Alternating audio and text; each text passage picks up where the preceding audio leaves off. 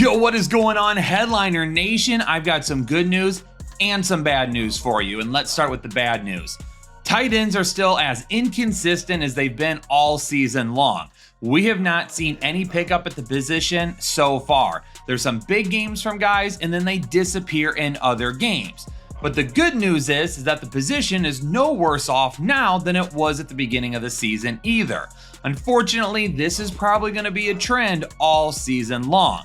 And the one thing that we just need to keep doing is focusing on tight ends that can either get us touchdowns or the ones that are going to have the best target share. So as always, we're going to spend the next few minutes jumping into every single matchup for the tight end position and talking about who we should be looking to start and who are some guys that we shouldn't even be considering this week. But before we jump into all the information, I got to remind you that we're doing a huge giveaway right now, and all you need to do is head on over to Underdog and sign up with a new account. Download the app, use code word headliners when you create your new account, make a deposit of at least $10, and then play in your first contest. If you do those things, you're going to be entered into a drawing to win a full-size framed autographed jersey of Jonathan Taylor. That is something that is going to look extra sweet sitting at home. But on top of that, when you get signed up, you're going to get a couple of freebies as well. Number one is going to be a super special pick'em that's almost guaranteed to hit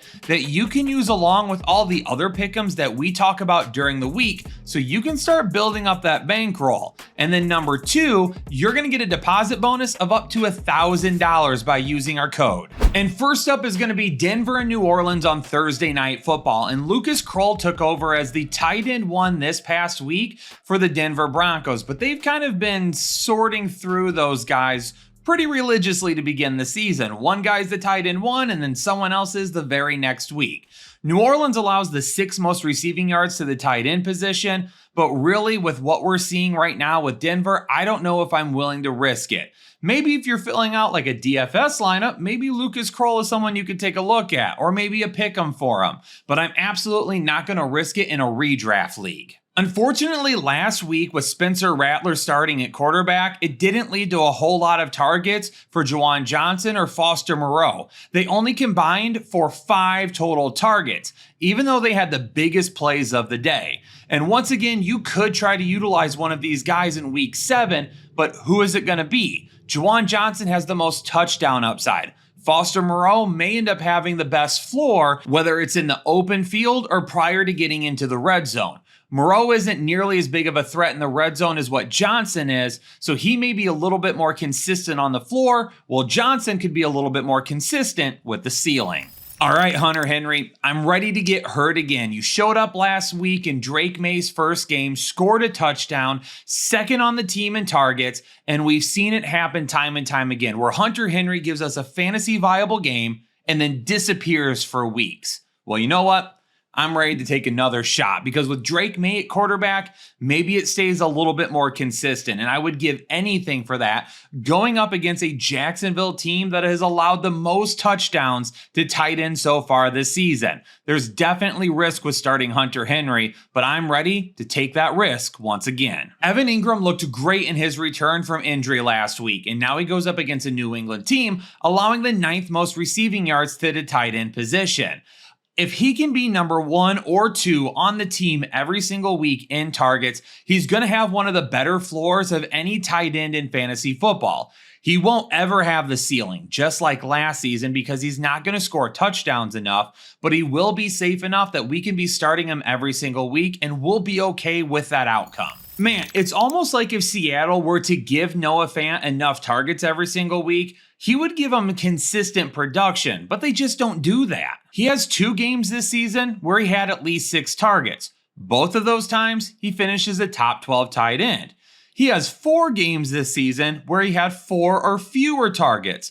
In those 4 games, he finished outside the top 25 tight ends. So if you at least give him the targets, he's performing well. It's not like he's getting targets and doing nothing with them. And I know you've got 3 wide receivers that are absolutely balling out at times, but can we get him 6 targets per week? If they did, then we could start him every single week. Kyle Pitts now has back-to-back weeks with 70 or more receiving yards. And for the first time in what feels like forever, he's got back-to-back weeks where he's a top 12 tight end. And now, going up against Seattle, he's going to be facing a defense that currently allows the third most receiving yards to the tight end position. Can we get 3 straight weeks of top 12 performances? I'm crossing my fingers for you. None of the Tennessee tight ends are going to be fantasy viable anytime soon. So let's focus in on Dalton Kincaid, who has a new teammate that could end up affecting his targets. Right now, Kincaid leads the Buffalo Bills in targets with 37. However, by adding Amari Cooper to the mix, there may be a lot of people freaking out about whether or not Kincaid is going to be able to produce the rest of the season.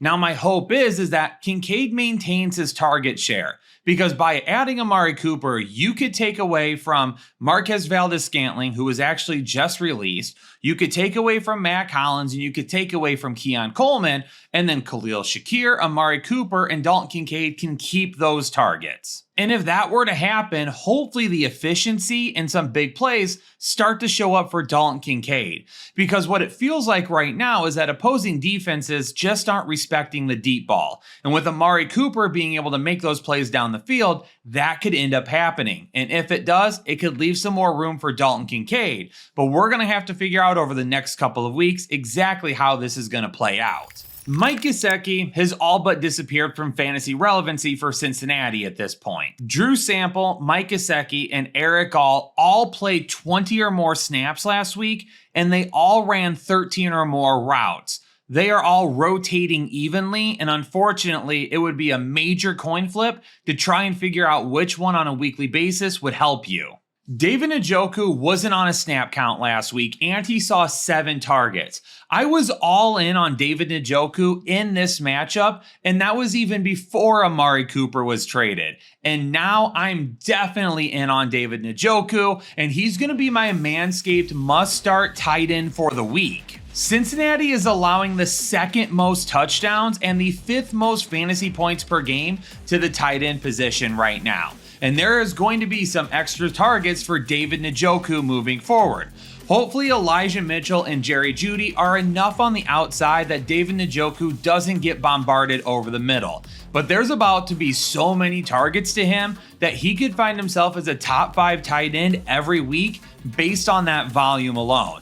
And this week, I'm all in. And with the holidays coming up very soon, you better be all in on making sure you get the right gift for your partner. And you can do that by going on over to Manscaped and checking out all of their awesome tools, especially their new line of tools that you'll absolutely fall in love with. When you get ready to check out, just use code word Headliners20 and you're going to get 20% off your order and free shipping. And get it in time for Christmas so you can either use those things as stocking stuffers or you can wrap them up and throw them under the tree. If you tried to roll out Dalton Schultz last week, you're probably not super happy with the results.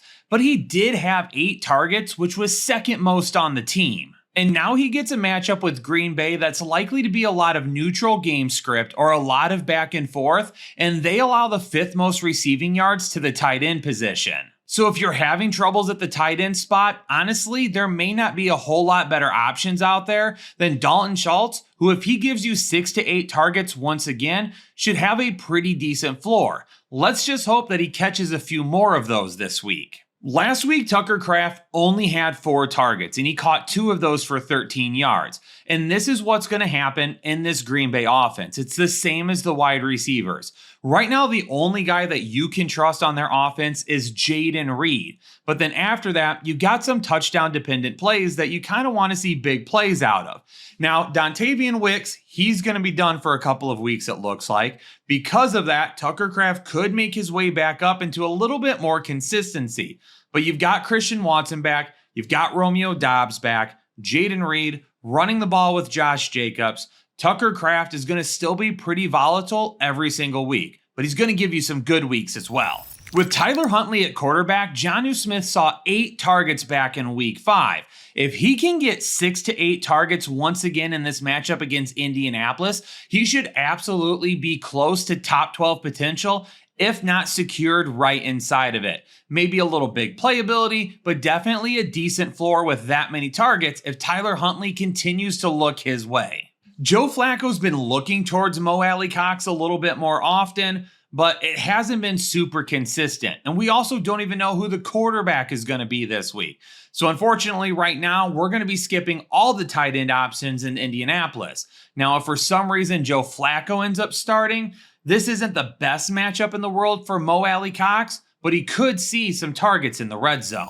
Sam Laporta only saw one target last week, but boy did he make it count. And let's be completely honest, by the end of that game, Detroit was treating it like they had just smacked down some 9-year-old on Madden, and they were just running every trick play that they could think of. So while it was great to see the big play touchdown, we need to get the targets up a little bit more. And in any type of game that has a closer score, more than likely Sam Laporta will be utilized a little bit more often. But if you own Sam Laporta, you have to keep starting him. You see it every single week with this offense. Yes, they're going to run the football. Yes, Jameson Williams is getting a bunch of targets, and Amon-Ra St. Brown is still getting his.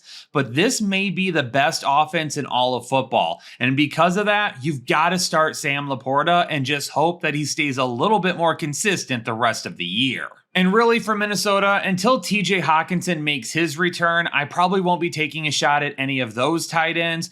They're going to have a touchdown every once in a while, but Detroit's been pretty darn good against tight ends this season, and I'm not really going to risk any of them in this matchup. Unfortunately, Dallas Goedert is currently nursing a hamstring injury, but I'm really not sure what his fantasy value would have been now that A.J. Brown and Devontae Smith are back. And when he went down last week, Grant Calcaterra stepped in his place, caught all 4 of his targets for 67 yards. But I really don't want to risk an Eagles tight end not named Dallas Goedert, especially in a matchup where Saquon Barkley is probably going to get the ball an awful lot against his former team. Theo Johnson could end up becoming a really good weapon for this New York Giants offense. But unfortunately, Daniel Jones treats him a lot like Jake's hairline. He just can't see him. If you love that joke as much as I did, make sure you leave hashtag Jake's hairline down in the comments so then he has to search the entire video for it.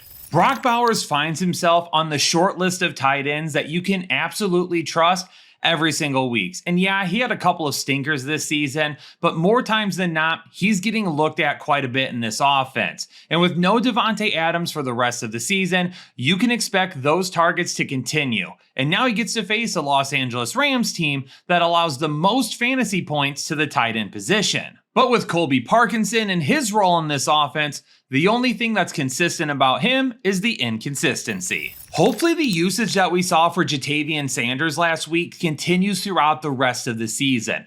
48 snaps and 7 targets for tight ends is extremely fantasy relevant. And if he can keep those numbers up, we absolutely are going to start playing him more times than not. This matchup may not be the best in the world to start with that, but if he's out there on your waiver wire, you should absolutely have him added if you're having issues finding consistency. Just like the rest of Carolina's defense, they can't stop the tight ends either. So this is a solid matchup for Zach Ertz, who led Washington with 68 receiving yards last week. Definitely not a ton of upside from Zach Ertz, but he sees enough targets to at least give him a solid floor every single week. And in this matchup, the only thing I'm worried about is basically game script taking him out of the game plan by halftime. Kansas City at San Francisco has 2 of the best tight ends that we can ask for in fantasy right now.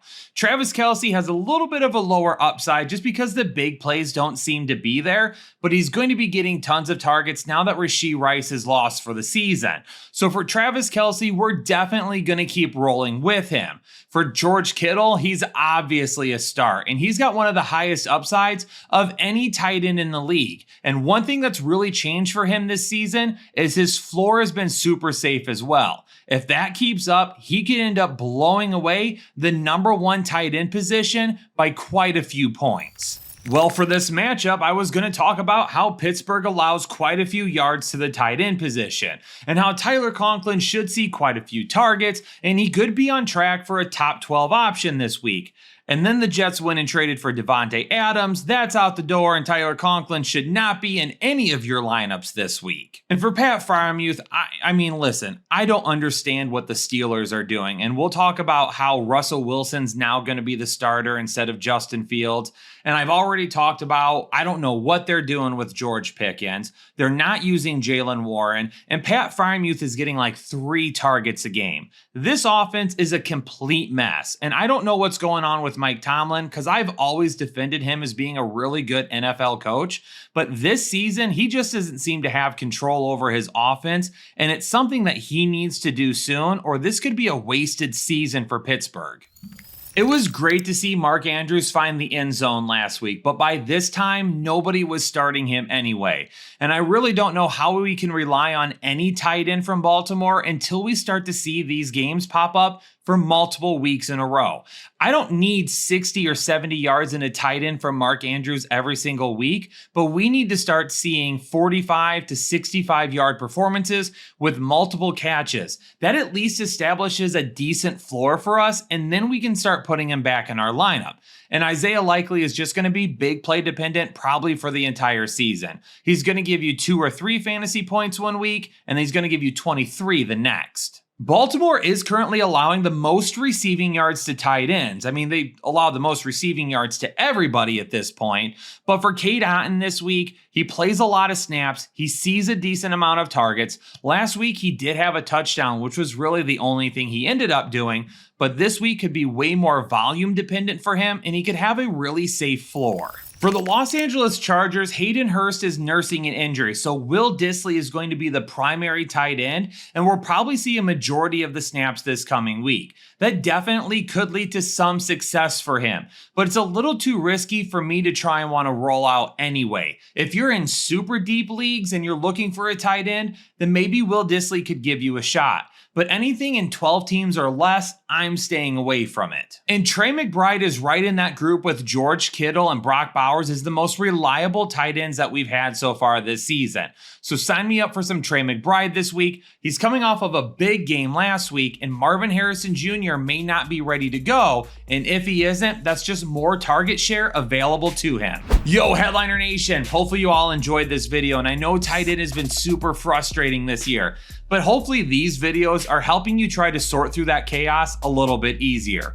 Make sure you like the video for me, make sure you subscribe to the channel, and turn on the bell notification so anytime we drop new content or go live, you're gonna know about it right away.